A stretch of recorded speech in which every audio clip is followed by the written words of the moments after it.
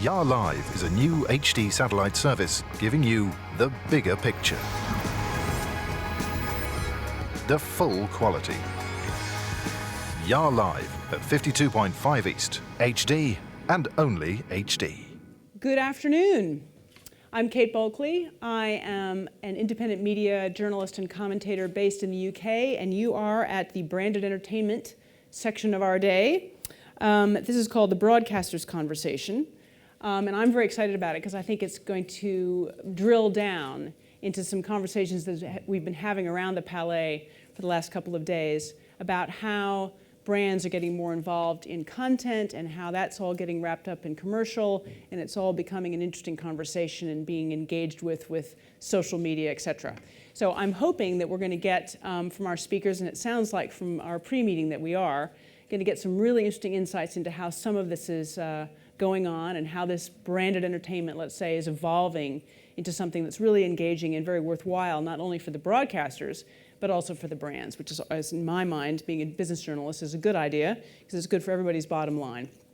And the consumer likes it because they're actually entertained and engaged. So hey, it's a win-win. I want to remind you that if you want to tweet this session, do the hashtag MIPTV. And if you want to catch my attention, my Twitter handle is at katecomments, at katecomments. So it will be on the screen in front of me. So if you want to ask a question that way, just if you tweet that way, I'll be able to see it, all right? And also there is a Meet the Speakers session after this. So in other words, when we're done, they're going to go out and they'll be right out there outside, and you can go and meet them one-on-one so you can have more in-depth conversations. So that's a good thing to keep in mind. We're going to have basically three presentations and a little bit of conversation, a little bit of me asking them some questions, and then I'm going to open it up to you guys as well. All right? So hopefully we can get all three things to happen. So to start us off, we are going to have Fru Hazlitt. She's the Managing Director of Commercial Online and Interactive at ITV in the UK. ITV is, I'm sure most of you know, is the largest commercial broadcaster in the UK. And Fru has definitely shaken up the commercial department at ITV since she's been there. She came in with a remit to basically join up the commercial and the entertainment sides of ITV in a new way, and I think that she's definitely working towards that, and I think what we're going to see today is some of the fruits of that. After she finishes her presentation, she's going to introduce someone to talk about one of the partnerships that they've done, Nigel Gilbert, and I'm going to let her introduce him. And then I'll have a little conversation with them, and then we'll go on to Dave Sibley from MTV, so just so you know what's happening, all right? So without further ado, Fru Hazlitt, Managing Director, Commercial Online and Interactive for ITV. Fru.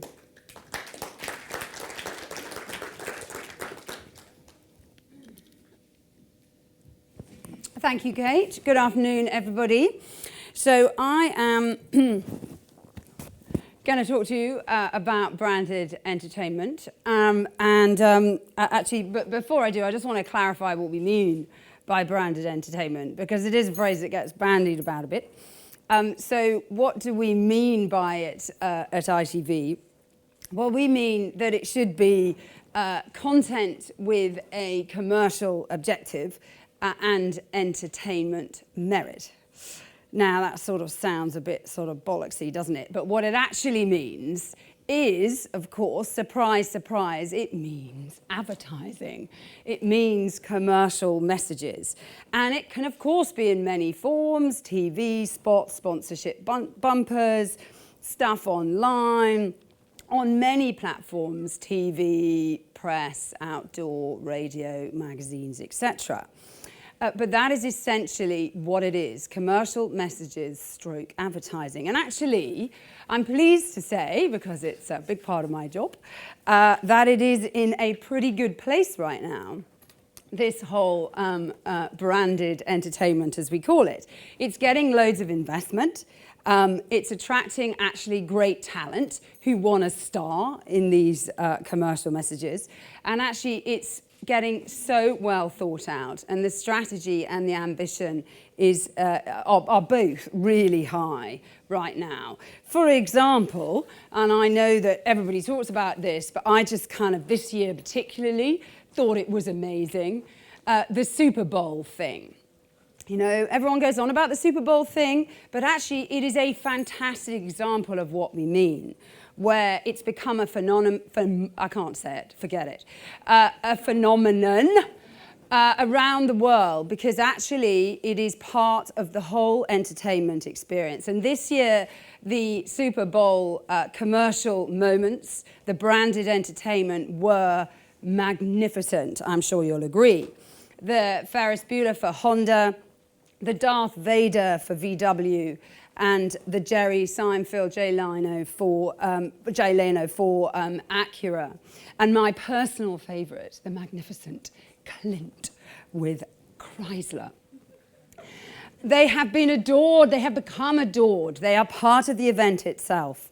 And that's where I want to go with this, because you know what? They absolutely must be part of the event itself. That's what's going to make it work for the content and for the brand commercial partners. And it leads me to that inevitable conclusion that in television, having only been in television for 18 months, I'd like to say that the game is finally up, guys. I'll tell you why it's up. Oh my God, shall I tell you why it's up? It's because advertisers have stopped interrupting content. Oh my God, occasionally advertising can be interesting in itself. It's not about interrupting the interesting content and we all go, oh, I don't want to know, that's that ghastly bit over there. They have actually become interesting themselves. Of course, brands have always been interesting themselves, but now people are realizing that when they are putting their messages across within television content particularly, they are interesting too, and audiences love it. So we know that because of what we see with things like the Super Bowl, but we also know it for another reason. Well, actually a couple of reasons. Firstly, we know it because of this. Do you know, in the UK, we have been running a massive experiment. Did you know that? Well, hear it first here. The massive experiment is called the BBC. Actually, it's gone on a while. And do you know what the BBC is? It's a completely non-commercial, free-to-air national television service. Good God. But what it also does is ultimately it gives audiences choice. And we know that audiences choose to tune in to commercial programming and advertising. And that gives us their permission to deliver commercially. But because we're given that permission, we should not abuse it. So all of us should welcome that permission and act accordingly. Secondly, we know that because of the multi-platform environment, good Lord, there are wonderful opportunities now for those commercial messages to be so exciting. And I give you one small example here, which I just love, which is Cadbury's, a new interactive format we've launched, which is called Ad Explore. And the advertiser has several different versions of the same sort of ad, which is an Olympics ad, which is just gorgeous. And you get to choose between 5 or 6 different versions. And the consumers have loved it. And they're all kind of Olympics themed, obviously.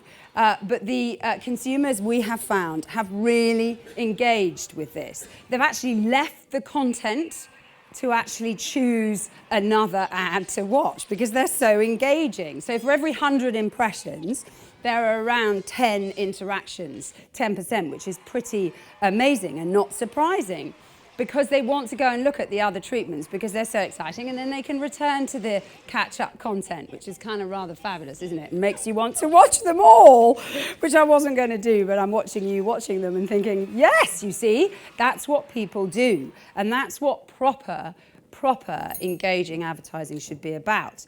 But what you could say is, so what?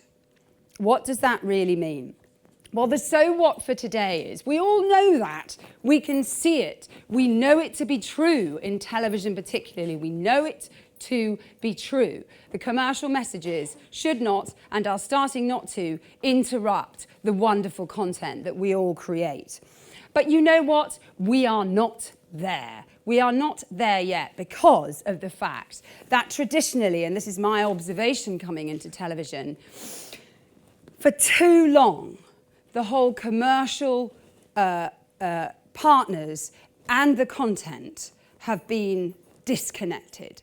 Frankly, it's like watching people rent a room in a motel, not even a hotel, but a motel, where basically advertisers sort of rent it like a room where they do their business and leave, and then that's it, right? Well, that is insane. That is absolutely insane. And audiences will not be spoken to like that. Advertisers should be adding to the community and be part of the community that is the content that we spend so much money creating and then broadcasting. And as television businesses, we've let this happen, which is completely outrageous. And it's been a kind of arm wrestle, right? It's an absolute arm wrestle. So there's broadcast time over here, in which we can do what we want, and then there's brand time over here, where advertisers can do what they want, but we just won't have a look at it, right? And there is an assumption that it spoils the content, which is even more insane. And then we squabble about who owns the sponsorship bit. Is that a commercial message, or is it part of the content? All one and the same. And therefore, everybody is wrong, because there is only one time with the audience. The audience who happen to be all of our customers of our branded products and of our shows. So we're here today to show you a third way, which is starting to happen, which is fantastic, where we're moving from branded entertainment to content partnership, where audiences are happier and advertisers are happier. Firstly, this is important because shows, programs, are not about, oh, this is a situation comedy for Fridays at 7:30. They've become brands in their own right. They're franchises, they're entities, they're properties, they're multi-platform, they occupy territory right across the schedule. ITV calls this total value. Many people call it many other things. Secondly, audiences are 24/7. We all know this, so we should act accordingly and think about the fact that audiences want to interact 24/7 if the brand is powerful. So, for example, with The Wanderers, The Only Way is Essex, what we've actually done is partnered with Surf, who have created a whole set of episodes between the on-air shows called Fresh Out of Essex. And then they've even launched a whole product range called Fresh Out of Essex around it. Thirdly, the brands that are our commercial partners are, in a lot of cases, in our audiences' living rooms more than the programs are, by a long way, because audiences are interacting with these brands, they're buying these brands, they're using these brands day after day after day. So we have to think about integrating them into the real world and our programs into the real world. And as a brief example, we've started to do that. Everyone gets in a sort of state about product placement as though it's some, it's a kind of a new commercial enormous thing. It is exactly what I'm saying. Let's think about it carefully and let's say, how does this properly integrate? So we did this in Coronation Street, where we integrated nationwide, but it kind of all just fits. It's not a big deal. It doesn't kind of, insult the audience. It's there anyway. You can't hear it, but it's a very funny thing going on, between two of our main characters. But it's not the point, because there is the cash point, right? And it's there just as part of the very famous corner shop that is in Coronation Street. It's sort of over the funny bit now, but never mind.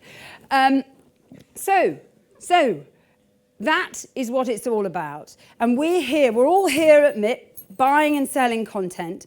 But you know, what I would throw back to everybody here is things are changing. They've changed. It's no longer good enough to simply impress audience with sort of audience numbers, overnight ratings. Actually, success should mean as well, how easily can this be sponsored? What are the opportunities to partner with this content? What other platforms does it sit on? How much incremental money do you make?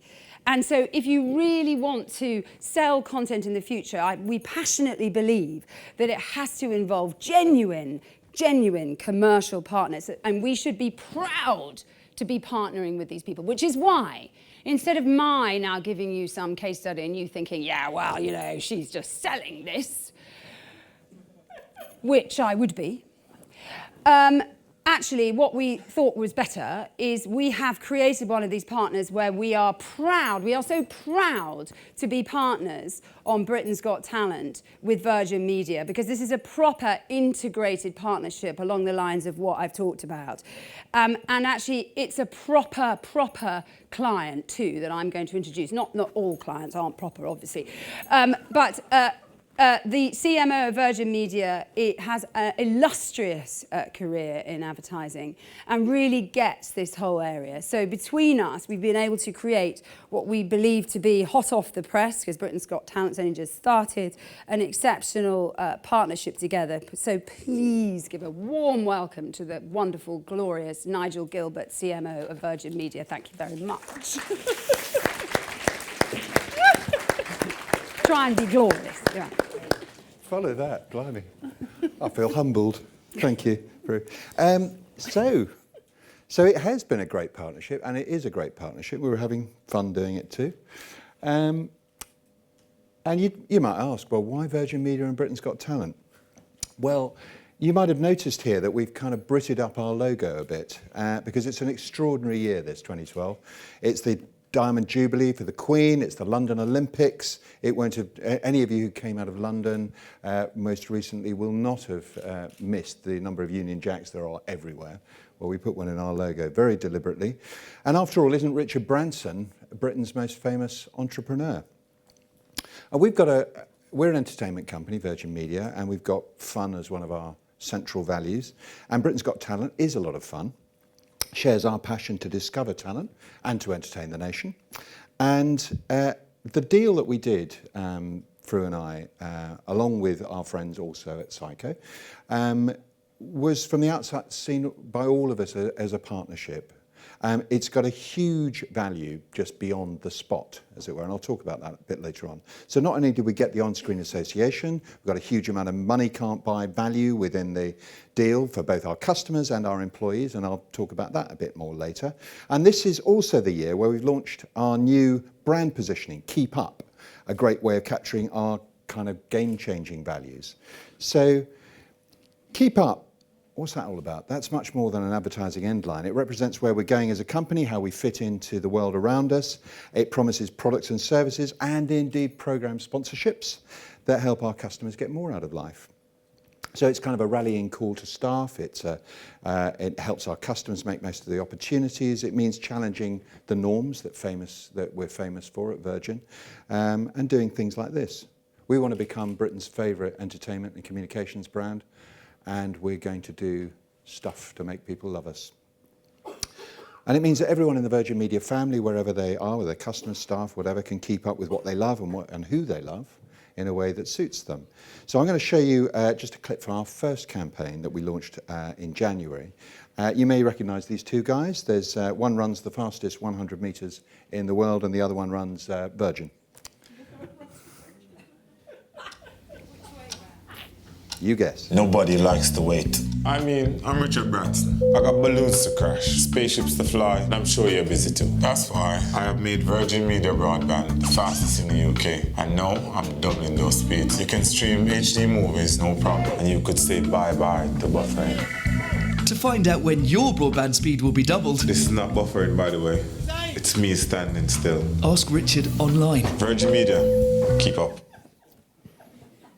Very good. Very glad you like that. Good. We had fun making that. And of course, we're talking about talent. We have our own initiative in this area called Virgin Media Pioneers, and it's an important initiative. It tries to harness the kind of entrepreneurial spirit of Richard and Virgin, and it uses our digital platforms and our business assets to support and inspire the young talent in Britain, to help themselves actively contribute to our society, our economy, and so on. And their success helps us to demonstrate what Richard talks about in his book as business being a force for good. I find that quite uplifting, and it's very much about the talent that exists in Britain. So if you take someone like Jamal Edwards, some of you may know him from work that he's done, or you may have seen him in the Google work, but he is now 20 years old. He set out some 4 years ago with just a handy cam and a YouTube account, and he began running around his local West London estate, filming the latest hot grime MCs from around the area. And today his production company, SBTV, has 50 million YouTube views and tens of thousands of subscribers, Facebook fans, Twitter followers, and has serious plans for global domination. In fact, I'm surprised he's not up here on this stage right now instead of me. And he was an original Virgin Media pioneer, Jamal. He used our platform to build his profile in the early days and to seek peers for collaboration, to gain inspiration, in particular from the man who became his idol, which is Richard Branson. So they've got a great relationship, and they're doing a lot of work together. We've even had some success, for those of you British people in the audience, in influencing the government. Because in the budget, most recently, you'll see these quotes. We have been driving this agenda for helping young entrepreneurs, young talent, if you like, in Britain. I think you're getting the connection now. Yes, I think you probably are. And so we've got a new brand positioning with Keep Up and a mission to support British talent and entrepreneurialism. So logically, our creative springboard and strategy for Britain's Got Talent is Keep Up with Britain's Talent. Oh, yes. So may I introduce to you the Virgin Media Talent School. We've launched the Virgin Media Talent School, a series of TV and online films which help Britain learn and practice 12 new skills, from dog training to juggling. Well, welcome to the Virgin Media Talent School. Are you ready? We'll begin shortly. The first ident each week shows our talent school leader, Richard Branson, introducing the concept of talent school and showing a montage of the talents on offer for that night. Before the ad break, the viewer will see an ident from our talent school tutor give a quick demonstration of their talent. Viewers come back from the break to the talent school tutor, giving you a hint or tip to help you master their talent. You should be all good with a bit of practice. We then push the viewer to our YouTube channel, Virgin Media Talent, to learn more via an extended lesson. This is one of the easiest tricks in basketball, the arm rolls. Because all you have to do is you just hold it there, roll it down your arm, let the ball do the work. And then you can get to the more complex. As it starts to fall here, you let it drop into your hand. Encouraging you to share your own talents, the best will win tickets to the semi-finals and finals of Britain's Got Talent. As you can see, our page encourages viewers to visit the Pioneers website, demonstrating our commitment to encouraging Britain's young entrepreneurs, as well as making potential customers aware of our highly desirable new collections. So if you want to brush up on your cup stacking or magic skills, then make sure you go to the Virgin Media Talent School. And I hope you will. So we have, of course, been shameless in taking full advantage of the money can't buy customer rewards for a lot of very passionate BGT fans we've got. We've run a customer and employee competition to jump the queue and go in front of the judges without having to go through the usual auditions process. We've had the entire audience for one of the judges' auditions in Birmingham, which we supported with regional and national press.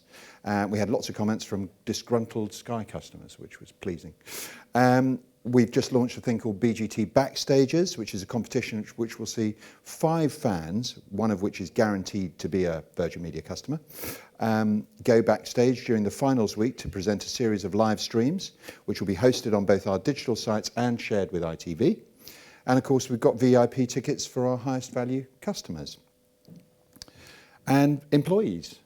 Our employee engagement is very high on our list of priorities at Virgin Media. The Virgin ethos says that if you have happy staff, then you have happy customers, and then you have happy shareholders, which makes my life much better. So we gave over 1,000 tickets to our staff and time off to attend the judges' auditions. And then the extra chance audition competition was extended to staff and, of course, looked internally to find the talent for our idents, some of which are customers, some of them staff. And so they've had some fun doing it. So up there is a picture of Eileen from a call centre in Wolverhampton. Her ident, which launched yesterday, or day before yesterday, was that she is a world-class Irish dancer. I know. Anyway, she can do it.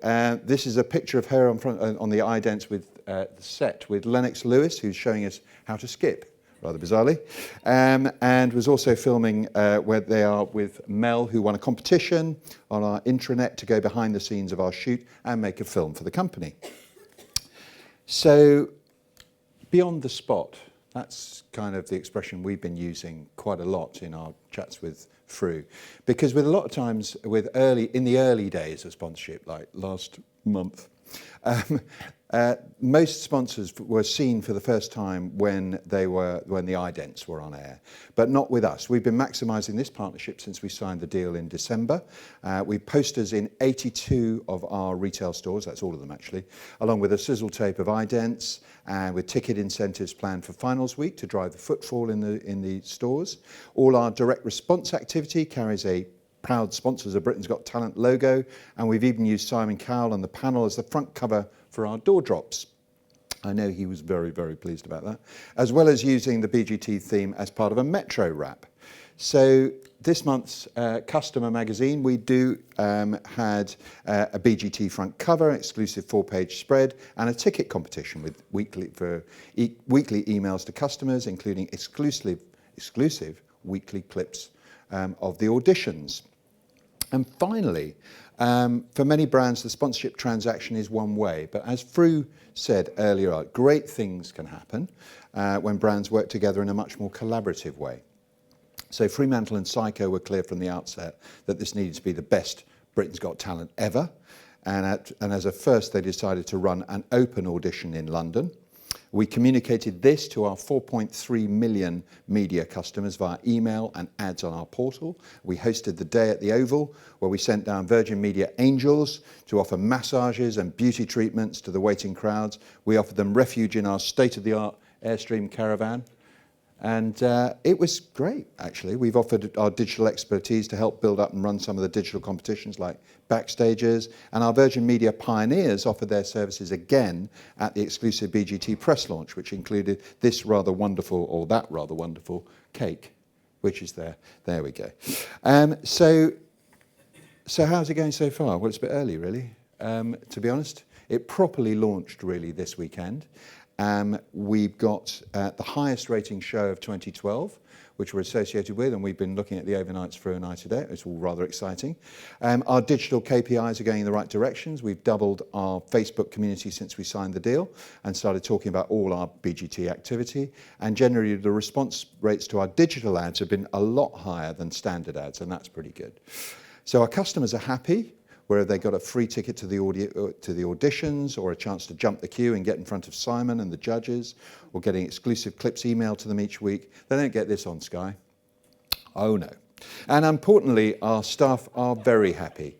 Whether they attended a BGT audition or applied to be in one of our idents, there's a definite swagger down at Virgin Media as a result of the sponsorship.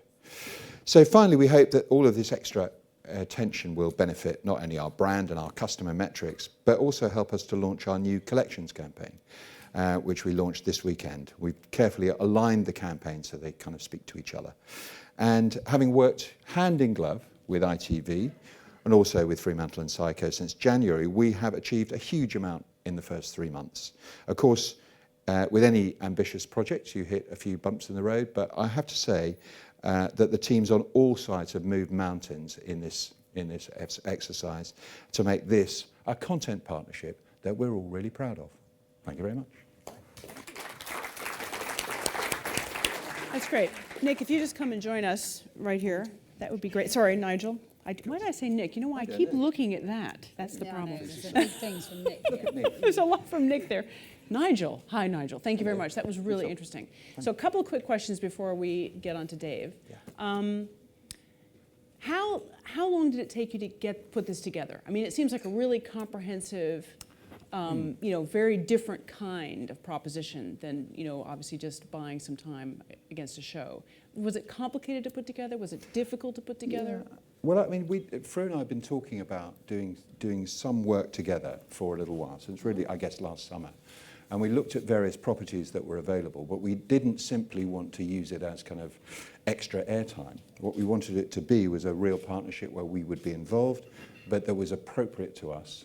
And what could be more appropriate this year than Britain's Got Talent? So it's something that we thought through. We had some thoughts and we decided not to go with them, and then finally we came to this opportunity. So it has been very much something that we could be simpatico with, and something that we've therefore been able to, I hope, bring some value to. Right.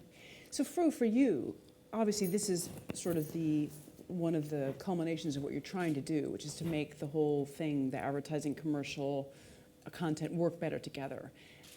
Does it also bring more money into ITV? In other words, because it seems like a more comprehensive deal. Does it end up actually being better for the bottom line? Well, yeah, because actually what we're talking about is creating things that can be valued over and above what's purely on air, which is a finite amount of inventory, right? So actually our whole point is that instead of getting all wrapped up in the way ITV has traded, in inverted commas, this is about saying, okay, let's take a property and sort of almost, we take, how much value there is in the on-air presence, but how much value is there in all the off-air stuff. And that and multi-platform stuff and all of that's the whole point, is then you're talking about something that is so beyond the sport. It's just so much more exciting. And then the other thing, to Nigel's point, is that, instead of a broadcaster like ITV saying, oh, we've got a property, let's look for a sponsor, we actually talked to Nigel and Virgin about what their ambition was and what their strategy was, and said, okay, what kind of things are we going to be doing that could fit with that? So it's completely the opposite way round than us saying, oh, we've got a property, let's chuck it out into the market and see who wants it. Right. Kind of, that's not the way forward. So was it more expensive to do something like this, Nigel? I think not necessarily more expensive. I think it's about what we all invest in it, really. Okay. So I think it's a property that we both feel we can own, and we can then invest our time, our efforts, our property, our talent, if you like, into making it a success. So yeah, we're getting huge amounts of value from it. But that really wasn't the start point. That's clearly something that you have to ensure you do. But it wasn't really the start point. The start point was, how can we extend it? So this is going to go on for quite a long time, I think. And the association with a property like Britain's Got Talent, which is going to be, at least in the back of people's minds, even when it's not on, is going to be really great for us. And we've got a good relationship, obviously, with ITV. We've got a good relationship with Simon Cowell and Psycho. We'll see where it goes, but it's very exciting. There's a long tail to this one, I think. And do you still buy just straight 30-second spots? Yeah. As well? So it's part of a whole mix, isn't it? Absolutely, yeah. I mean, as those of you who watched on Saturday, probably not many in this room, but we launched our new TV commercial campaign for Collections, starring David Tennant and Richard Branson, on Saturday night. That's gone down an absolute That's almost storm. content in and of itself. Well, right? it's for fun. Those two big names. It's fun. Well, in fact, Richard tweeted on April the 1st that we got him doing Virgin time travel. Yeah. And people really believed him. So we've got a time machine on that commercial. Enjoy. Great. That's the thing, when you get talent like that, you can actually do a lot with it. So it'll become viral, I'm sure, that ad. Okay, really interesting. Okay, now we're just going to go to Dave, because I want to get him in here, and then we can have more discussion with all four of us. Dave Sibley is the Executive Vice President and Managing Director of Viacom International Media Networks. Worldwide, basically. He's in charge of commercial partnerships outside of the U.S., so everything that's outside of the U.S., and he runs a team of about 400 people. So Dave is really involved with everything that's going on with MTV and Viacom. Please welcome Dave Sibley. Thank you, folks. Well, we've seen some great stuff, we really have. What we haven't yet seen is a tape of some young, very attractive people wearing very little and dancing in front of the camera. And I'm going to show you that in a moment. But first, I want to set that up somewhat. Must be Jersey Shore, yeah. It's not Jersey Shore, funnily enough.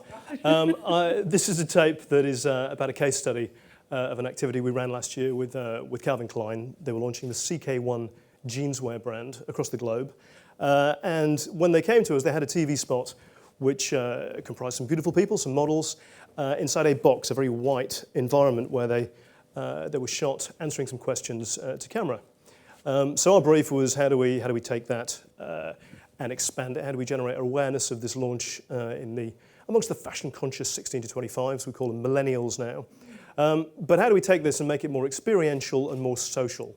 And that's really going to be the thrust of my presentation today. How do we take what's on air, which is an important place, it's not going to go away, and expand it into other, more tactile perhaps, arenas, but maintain consistency with the brand's positioning. So what we did was link CK1 with a show called MTV Push, which is it's a global emerging talent vehicle. It tends to be talent that we know will succeed, talent that's on the way up as opposed to unsigned talent.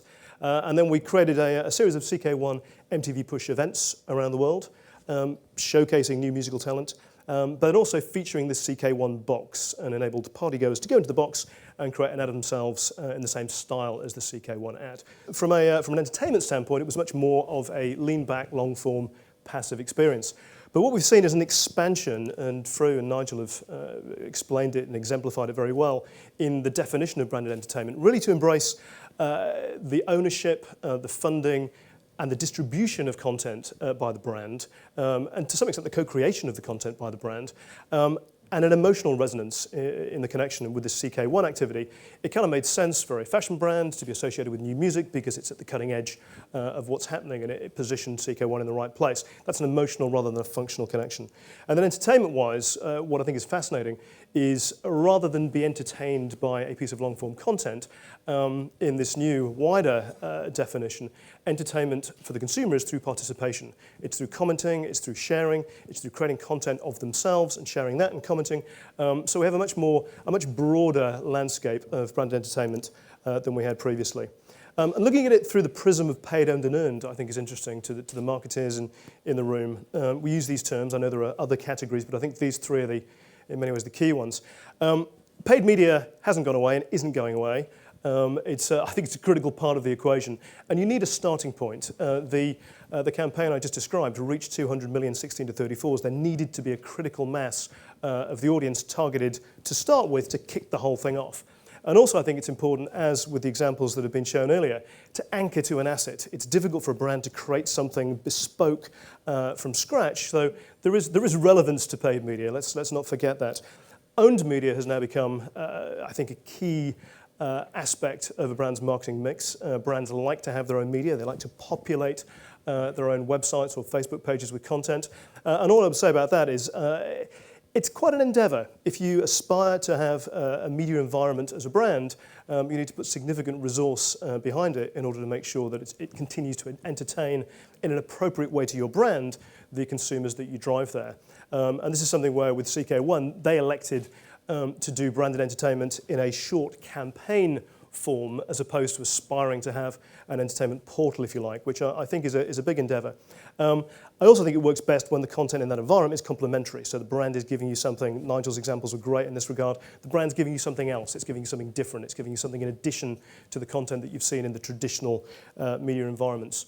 And then earned media, the nirvana of marketeers these days, again, critically important. And it's all about starting a conversation. But I think the advice here really is be very aware of the people that you're talking to when you try and start a conversation. In this CK1 example, we have young people going into this box and shooting video of themselves. We know from our research that young people love taking pictures and sharing pictures, and I think if you can give them the opportunity to take video of themselves and make them look even more attractive than they normally are, then that's a pretty safe bet that they're going to want to share that content. So that's a key aspect. And also I think with these events, we knew that the fact that we had emerging artists that people would be talking about, we were giving the opportunity for individuals going to those parties to share with their pals that they saw that artist for the first time, they knew that artist was about to break. So again, the currency of being first with the so-called millennial group is important, and we gave them something to talk about. So I guess the moral here is when you're starting a conversation, make sure the individuals who are going to have that conversation really feel that they've got something to engage with their peers about. Just creating the tools to do it doesn't mean a conversation will start.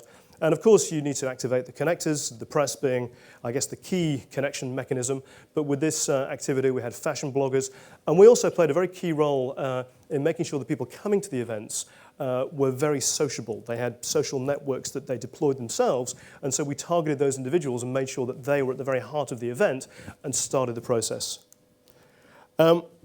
I think I'll probably finish on this slide, or maybe I'll do one more if I've got a couple of minutes. I think this is an interesting encapsulation of how things are moving. In the olden days, the business or the brand spoke to the consumer in a unidirectional way. With the advent of the internet, the consumer could talk back in a pretty limited way, entering a competition, perhaps emailing back some complaints or thoughts, perhaps voting. And now we see a situation, again, very well exemplified by the previous activities, where the brand is between the consumers, facilitating a conversation.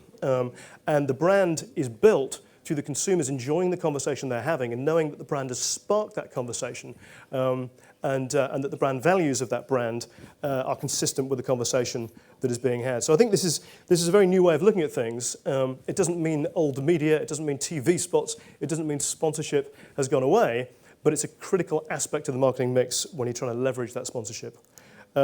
I will quickly go through these summary slides, actually. So I guess thoughts from us as a media owner in terms of our successes and, dare I say, less successful activities in this field. You need to make it authentic. Branded entertainment needs to be authentic. Nigel's example of the talent school, I think, is a great example of something authentic. The brand, the Virgin brand, really believes in talent and is demonstrating it with an authentic activity. Make it interesting, I've made that point. Make sure that you've tested the interest level to the consumer that you're targeting. And don't make it about you. There's some horror stories of brands that try and start conversations about themselves. And I think that's a dangerous place to go. You don't need to. You can benefit from the conversation by being seen to enable it and being thematically relevant to that conversation. And also, certainly from a 16 to 25 perspective, less control is better. These campaigns work best when the consumer believes that they own the campaign and that they're the one pushing it out there, changing it a little bit to make it on their terms. And if you achieve that, then you have achieved branded entertainment nirvana. Thank you very much.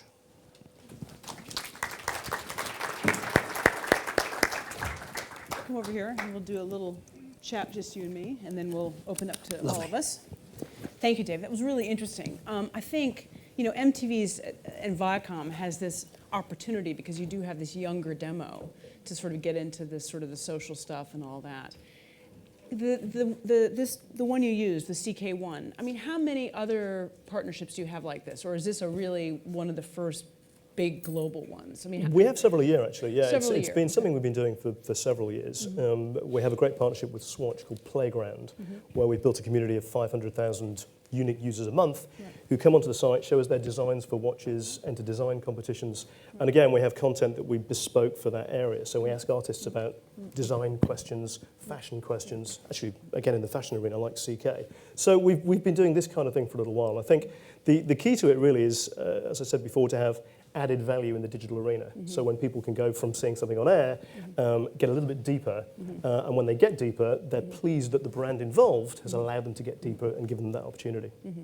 And are you finding that the conversation when you have with the brand, is it very difficult at the start to sort of get them to understand you want it to be sort of a content engagement thing, or does it get more difficult as you get into it when they're trying to figure out how you actually make the integrate? I think it's getting easier. I think Free made the point that it's about getting a brief from a client about what they want to achieve with their brand. Mm-hmm. And we'd much rather answer a brief and come up with a holistic solution that touches all media platforms than try and drive a sort of a TV spot brief into being a kind of multi-platform. So I think if we're able to get to senior enough people in our client companies, which thankfully we do, then we can answer the marketing problem rather than just pushing a bunch of media. That's a good idea. And you mentioned the results on this particular campaign, because this ran middle of last year, right? It did, yes. Well, the reach was huge. 200 million, you said? We reached a lot of people. I think the key thing about this really was building brand evangelists. And so the point I made about making sure that people coming to the event they were connectors, they had great social networks themselves, they were influencers,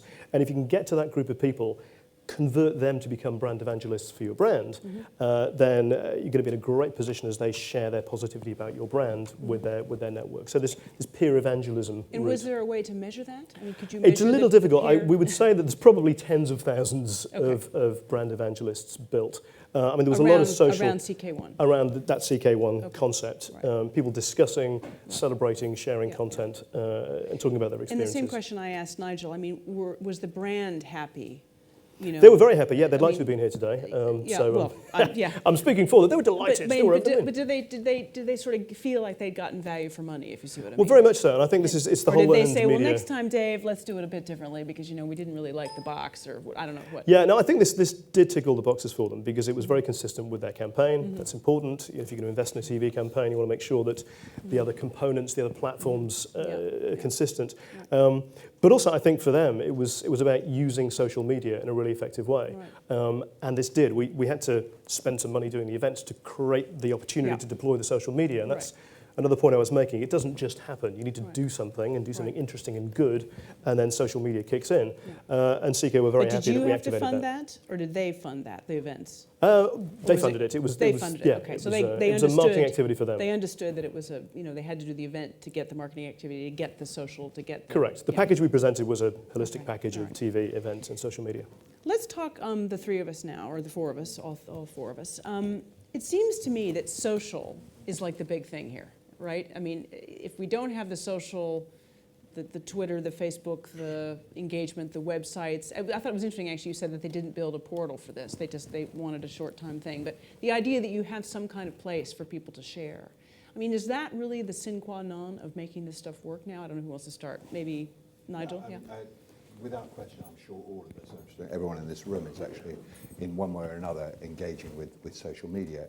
We have a very clear strategy for the entire company, which is about sustainable growth through customer advocacy. And that means you need your customers to talk well of you. Now that means you've got to do good things for them, you've got to entertain them, you've got to engage them, you've got to do all those things. And it's not something you can ever force. So actually gaining, if you like, some kind of social momentum is crucial because it's a lot cheaper once you've got the thing underway, that it's much more convincing. You're much more likely to be persuaded by your friend or your relative than you are by me broadcasting to you, telling you good things. Yeah. But you know, also, it's kind of what I think I've said before is that actually people have felt this stuff all along. They just haven't had a way to interact. Yeah. And actually, for brands, both program brands and advertiser brands, you know, people have responded. But we just haven't known about it. So we've had to wait till they haven't bought the product or they haven't watched the show, right? And now, actually, we can see what's going on instantly. And you kind of ignore that at your peril, really.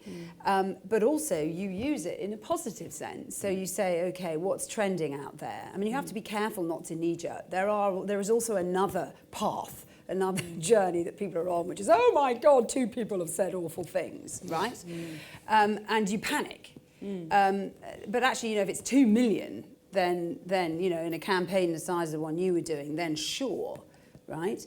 But actually, you know, we mustn't get too obsessed with that too, and I think that's dangerous. Actually, that was one of my questions, was what happens when things go wrong? In other words, when, I don't know, they go in the white box and they start doing something that one doesn't want to know what they've done, and they've uploaded the pictures to the site. I mean, what kind of moderation? There is a degree of moderation. Yeah.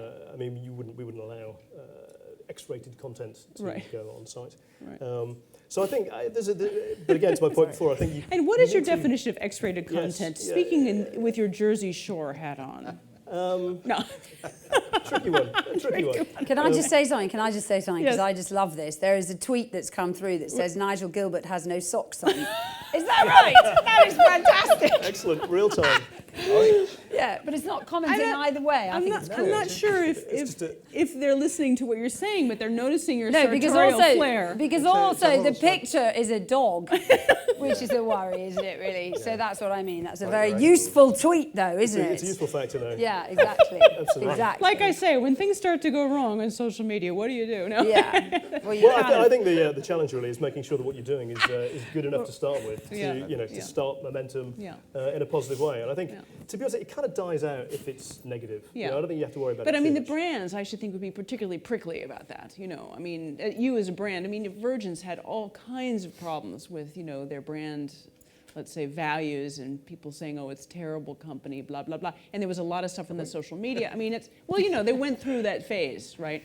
So not when you were there. Long before you were there. It was, ancient history. But, that's bad when a brand gets that. So there is a scary bit about this because it's so close to the consumer. You've got to be prepared to engage. So we have, inevitably, if you're going to, if you put your head above the parapet, you're going to get a lot of people making comments and a lot of people will firing bullets at you. Yeah. It doesn't matter as long as you deal with it. And we've found this to be true, generally speaking, in all customer interactions. It's not so much the problem, it's how you deal with it.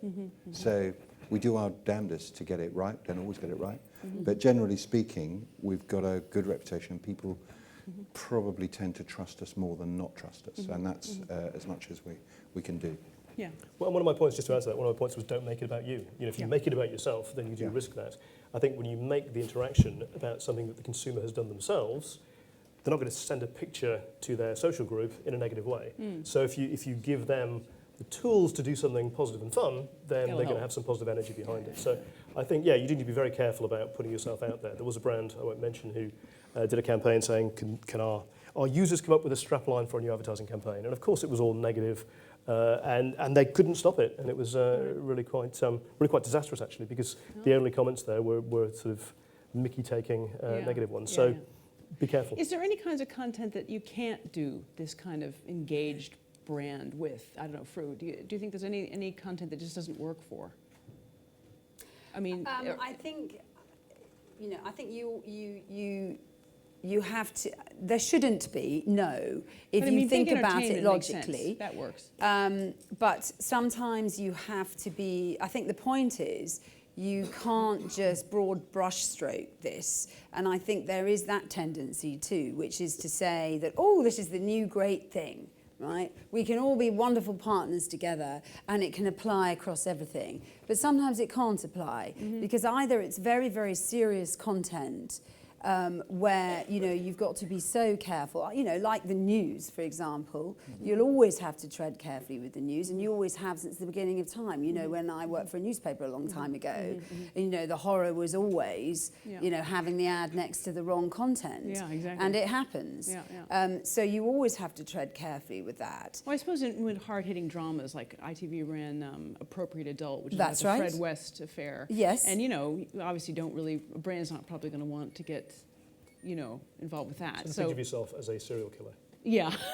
No, and actually we didn't have anyone involved in that. It wouldn't work. But we would, that could fall into the bucket of drama, ITV drama. Yeah.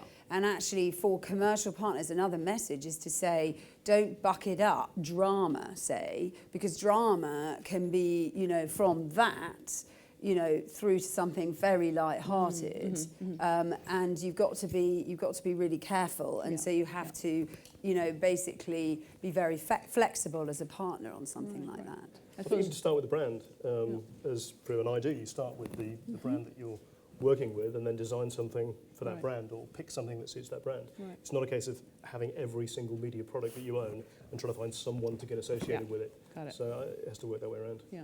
Okay. Let's take some questions from the audience if we can bring the lights up. Does anyone have any questions for our branded entertainment panel? I can't see anything yet. Can we bring the lights up, please? Anybody got their hands up? I can't see. There's one there. Is there a mic somewhere? They've gone. There they are. Is there another one over here somewhere? No? Go ahead, sir. Yes.